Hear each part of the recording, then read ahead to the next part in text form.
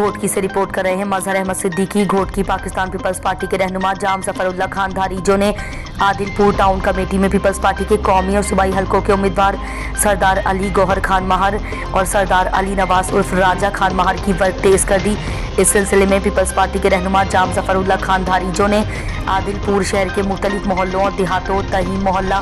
पीर Mubarak Shah Baghdadi मोहल्ला, गांव अदलो सोलंगी, गांव गोलो अबड़ो समेत दीगर इलाकों में कॉर्नर मीटिंग से खिताब करते हुए कहा कि 8 फरवरी को आदिलपुर की अवाम पीपल्स पार्टी के नामजद कौमी और सूबाई असम्बली के उम्मीदवार सरदार अली गौहर खान महर और सरदार अली नवाज उर्फ राजा खान महर को वोट देकर कामयाब कराएं। उन्होंने कहा कि पाकिस्तान पीपल्स पार्टी अवामी पार्टी है और अवाम को ताकत का सरचश्मा समझती है और जब भी पीपल्स पार्टी हुकूमत में आती है अवाम के लिए काम करती है। इस मौके पर जामनो शेरवान खान धारीजो, अब्दुल गफ्फार कलोड़, अब्दुल समी कलोड़ समेत दीगर भी मौजूद थे।